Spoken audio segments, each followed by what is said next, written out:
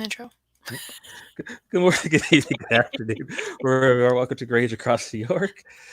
And this particular scene at the was it the Museum of New York or The Museum of Natural History? yeah, Museum of Natural History. Havika has asked to have an audience with Last Spanner, and if she can get her too bright as well, he has a few questions for them these upcoming days and the particular gathering that they're trying to have. That we have been arguing back and forth in the keeper rooms when we meet up what to do, and he's curious about their input.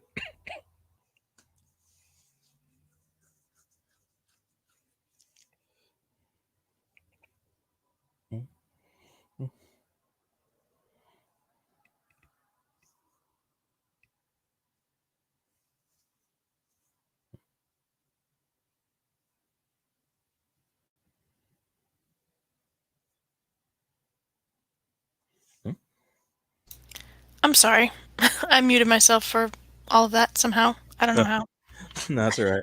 I realized I looked down like, hey, she's been really quiet. I was like, oh, she's muted. Oops. Yeah, when Havika asks for an audience, Last Banner says absolutely, and they pick a day and an hour. And at the appointed hour, her office door stands open, and when he glances inside, he can see Too Bright perched on the edge of the desk. And he will kind of nod respectfully to her once he's been acknowledged that he can come. Yeah, that he can come in. There. Last Banner rises and runs her hand down her skirt, kind of eyeballs Havika. Says, "Good to see you. Why don't you have a seat?" And he does as he closes the door, and he kind of responds in a relatively the impish gesture. I would think lifting my neck to you might look a little weird to anybody who's watching me.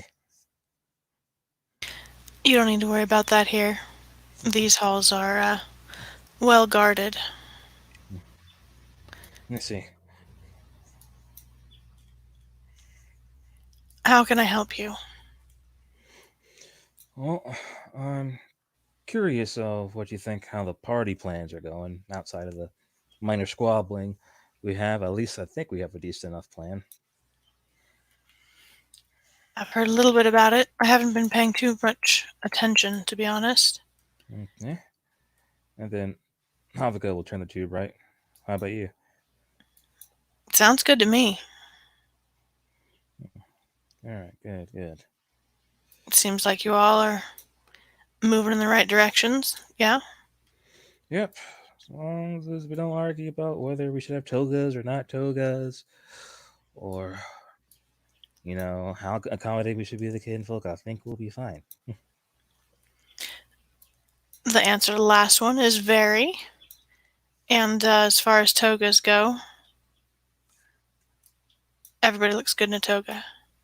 Eh, She grins, but it's pretty obvious that she's joking. hmm. No, I just want to make sure that we are in the right parameters to make this go off relatively well and keep the people that this is meant for and for the spirits to be happy. It seems like good goals.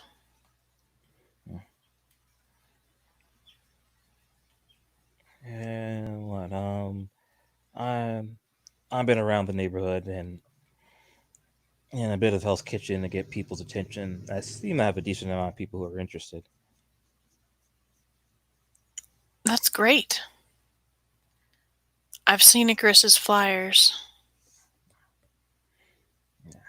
Yeah, he nods to that.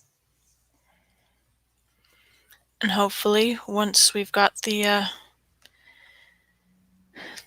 park feeling creative, we can step into the Umbra and invite the Glen back. It's obviously a lot more work than that, but you know, Yeah, that part. And Hava begins kind of playing with a strand of his hair.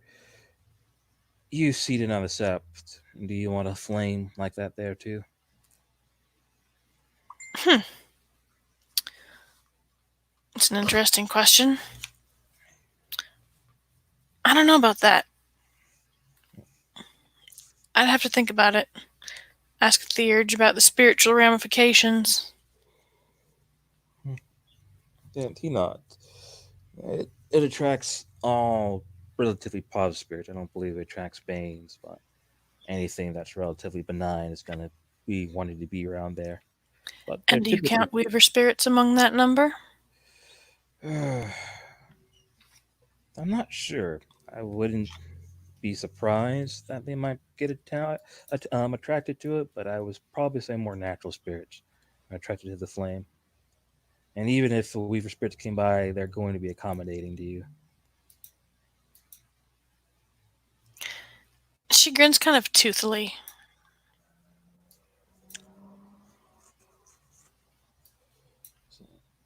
We may not be accommodating to one another.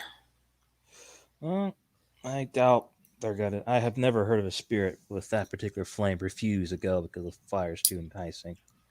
They're typically just happy that it exists. The flame is like catnip. I'm not worried about the spirit. I'm more worried that if you fill Glen with Weaver spirits, of which there are many in New York, you lose the Glen again. No, no, I understand.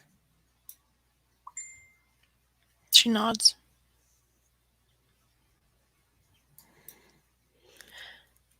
The Glen is a treat all its own, doesn't need artificial help.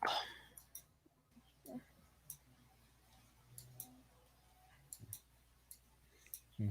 He nods. And speaking about the Weaver, uh, I have a question for you. As he looks between Too Bright and Last Banner, Last Banner's just kind of watching them talk. Her hands are clasped on the desk. Speaking of the Weaver, you have a question for us? oh, it Too Bright involves them, asks. but it's more on your side of the, I guess your side of the table, more about the Wyld. In the Actina, we have a particular group known as the Web Walkers. They are invested in the Weaver, but nowhere near like the Glass Walkers. We try to use it more as a tool than a sense of enlightenment compared to them. And I've been working on joining that particular camp, but ever since we went to the far ends of the Wyld realms, and I had that vision, I realized it may be rude of me to try to go back to that place if I'm going to be putting more time into the Weaver. So my question I have to ask is, why should I be more attached to the Wyld than the Weaver?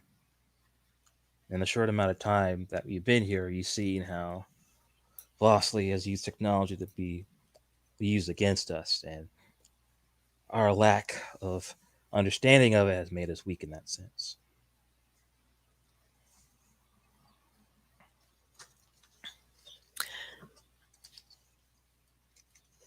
The two of them kind of trade a glance. Too Bright starts to pick at the cuff of her sleeve. After everything you've seen the Weaver do here, I don't know how you can think it would be a good friend. It's not a friend. It's just an avenue that I can use. Would you rather me fit the stereotype and thinking Baines will help us out? I'd trust a Bane before the Weaver. Hmm. At Here least you is, can smell it coming. here is an eyebrow to that. You know where you stand with a Bane. With a Weaver spirit, everyone pretends like they can't see what's happening right in front of them as it takes over, calcifies, destroys. How are you going to protect yourself, huh? He nods. In my honest opinion, the Weaver is as insidious as the worm. It's just a lot quieter about it, and it is more willing to talk without straight up trying to destroy everything you believe in. At least not up front. But I'd rather keep one enemy than two. Hmm. That's assuming that the Weaver won't make itself your enemy no matter what. Well, one thing, we're supposed to be working together now. Now was a time where there wasn't such an imbalance. Supposed to be working together with the Weaver? Grandmother Spider, Grandmother Fog, and Grandfather Serpent.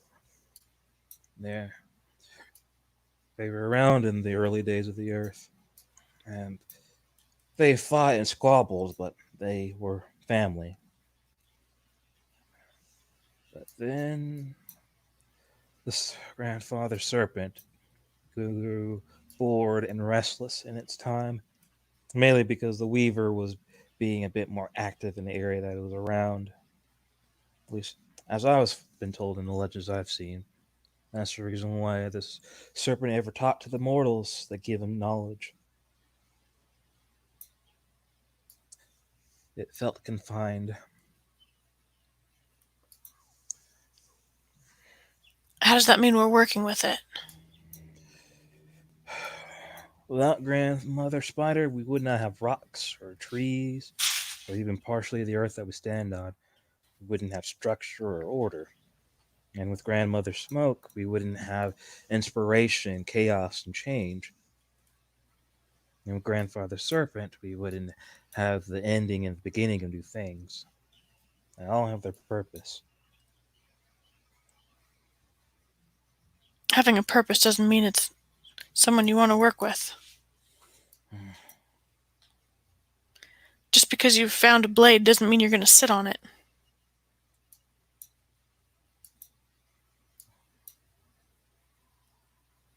Do you think a world's truly only covered by the Wyld is a world that you really want to be in? If I thought we had any chance in succeeding, that might be a question that made sense. There's only one of the three who's in danger right now. And he nods. What if philosophy questions, they don't matter anymore? What matters is that the Wyld is losing, and we will lose it.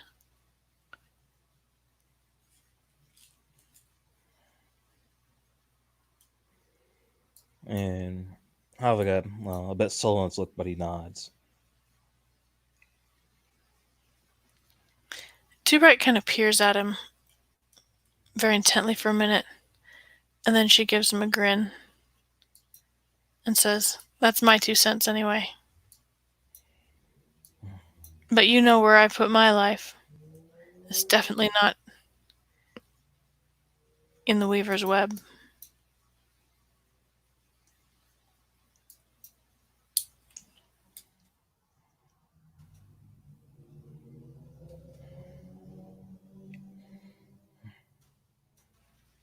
Havagad will turn over the last banner if she had anything to add to the conversation.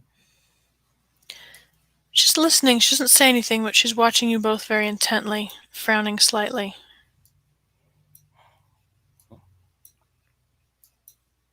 When she feels Havika's eyes, she just shakes her head like, "No, I have nothing to add." Then Havagad will turn over back to last banner. So, outside of duty, why else be with the Wyld?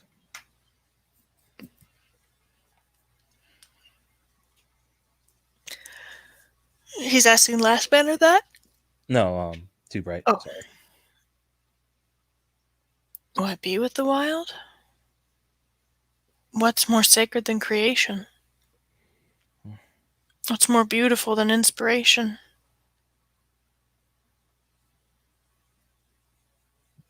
He nods. But even even inspiration and beauty as a constant means eventually becomes nothingness. I don't think I'll live that long. Long enough to see that kind of dream. I could live 1,000 lifetimes and not grow tired of watching something tiny and precious be born.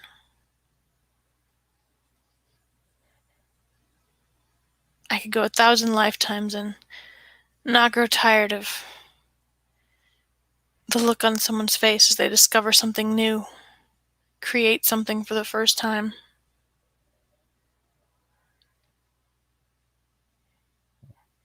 He nods. Hmm. I won't deny I was raised in a place where, at a time, that was a big thing. Before things changed, after that, it became more about focus, mastery, repetition. I'm not saying inspiration and creation doesn't have its place, but that's only a start. Hmm. I guess so. If you let go of it, then it's only a start. If you keep it, keep on at it, it's a building block or a seed planted. Yeah, possibly. I don't bring up these questions to be contrary. I need to keep these things in mind before I keep moving forward. But not only as being a Garu, but being a person. Hmm.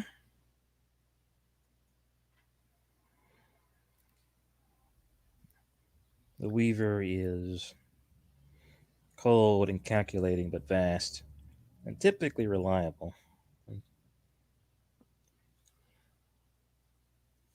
Reliable, I guess. But that has different meanings to some people because some people don't much care for reliability. And She grins, nods. and I will say, if you want to keep it simple terms, finders keepers, the Wyld found me first before the Weaver did. That's what I'm here for. Finding people first. I did a good job. 10 points for me.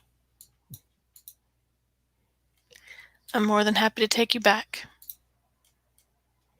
But there's still a need, and I don't like feeling vulnerable. Oh? Reason why I started reading up more on technology and computers. I wanted to make sure when the time comes, I'd be ready for it. Hmm. When we try to get Jaina from that room, no one had nearly any idea what was going on. Well, I was stumped by a lock to Toby's hotel because I couldn't quite understand what it was since it wasn't just an analog lock.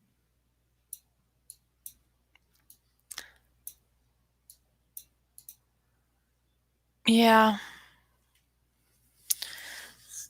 I can understand that. But don't let your fears drive you into the arms of the enemy, huh? You know? Once you recognize that the problem is that you have a fear of being out of control, fight the fear.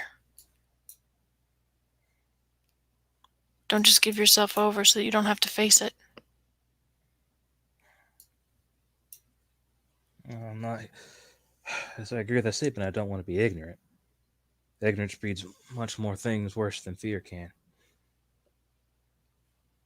Hmm. You're not wrong. You're not wrong.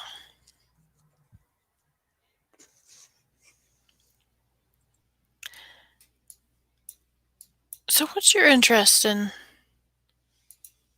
the Glen? You who was looking to be spider bait. You've been on board anyway, huh? Glen is a natural resource that was supposedly forgotten and destroyed.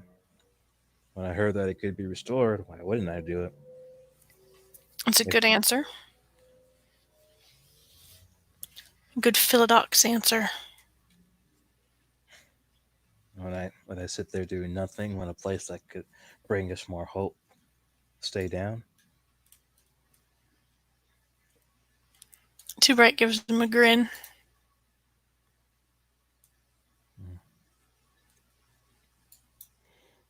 it's not like if I was gonna go to a place and they would burst with new Weaver influence, I would go there. The Weaver has enough.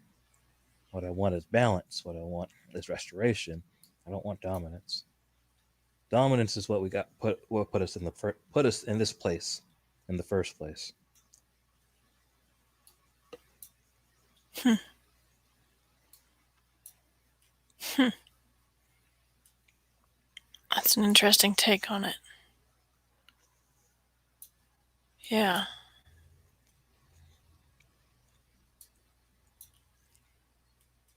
Well said.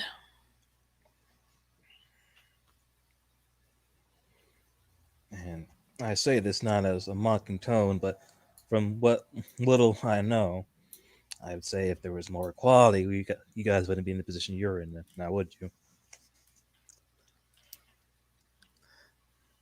No. No, there wouldn't. We wouldn't be. I'm not entirely sure what position you think that is, but separation wouldn't be necessary if equality was feasible. Indeed. A very knowing sigh comes out of him.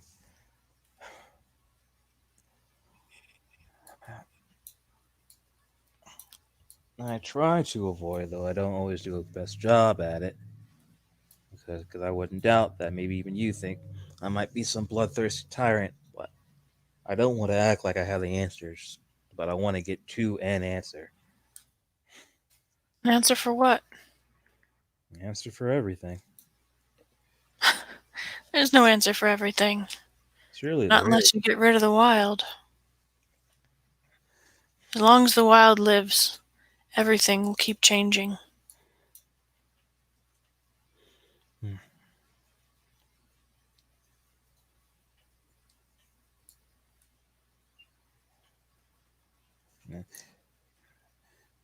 I just don't like dillying about and arguing who is specifically right or wrong. That causes more harm than good. I am a firm believer of compromise, no matter how angry I may sound. I'm always trying to listen. Last Banner speaks up and says, I agree with you. Who is right or wrong is not a productive discussion.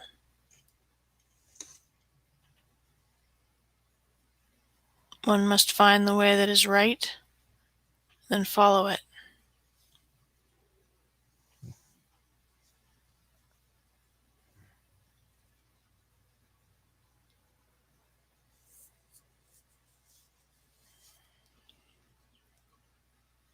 Uh, for an easier question, as he turns to Last Banner, you've been the beta of the set for some time, but to be honest, I have no idea what you do. What I do? Yes, outside of being, second in command, what do you do? I help keep Mother Larissa on track. I have eyes and ears in the city, eyes and ears beyond the city. I am her strong arm to lean on if she needs it. Someone she can bounce things off of if she needs it. A listening ear. Hmm. How do you feel about that being an Arun? Some would think that'd be a underappreciated position for your auspice. Her brows raise. No. Serving a worthy woman? making sure her vision is not drowned out by fools or weaklings.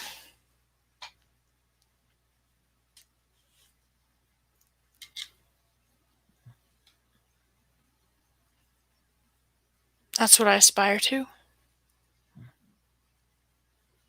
I see.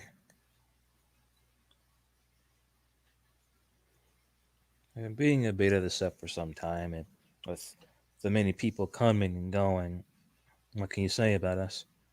You weren't there when Mother Alyssa talked about us doing what we did. And what did she say to you? She is happy we didn't die and impressed what we accomplished, but it did make her kind of look bad, so she wasn't happy about that. You did make her look bad. I will tell you privately that there were some very long and interesting discussions after your little shenanigans with some very powerful people. I am sure they are rather upset that they came here for nothing. She nods.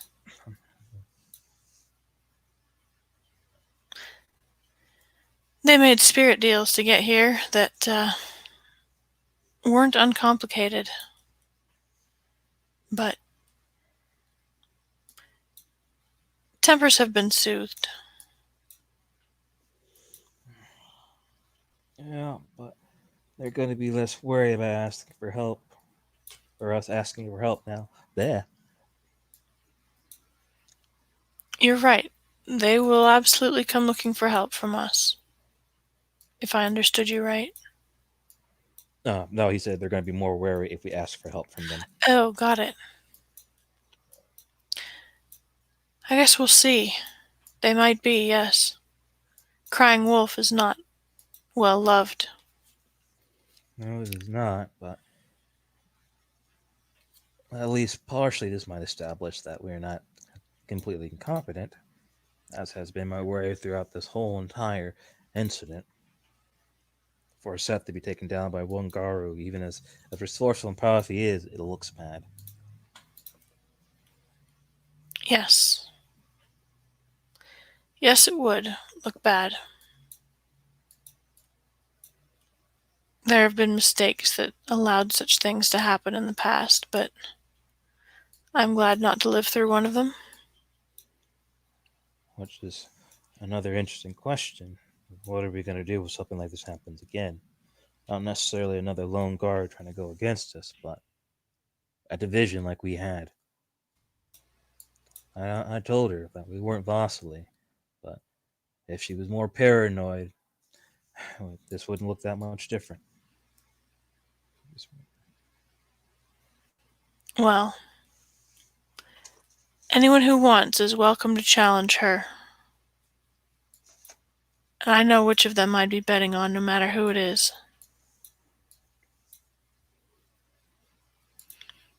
And if she lets the challenger live, then they get to deal with me.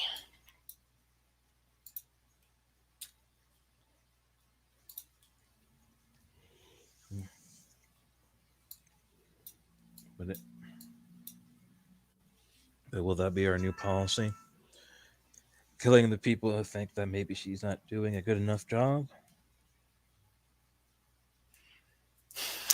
Too Bright, Too Bright's face cracks open into a big broad grin, and Last Banner notices it and glances that way and gives Havoc a kind of a peeved look. like, excuse me, I don't need no truth from you, sir. Um,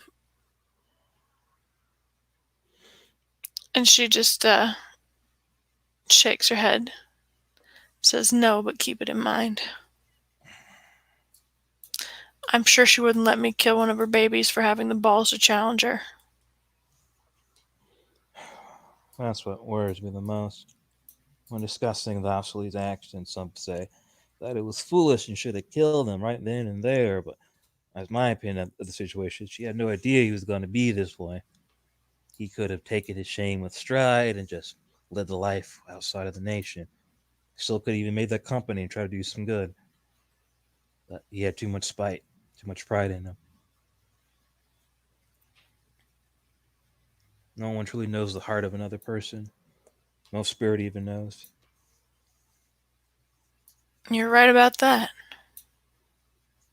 So, so I bring that up because we don't want to start getting a bit too tyrannical and just simply killing people we disagree with. We do that enough as it is. Yeah, tyranny is easier, but I'm sure Mother Larissa would disapprove, which is why I follow her.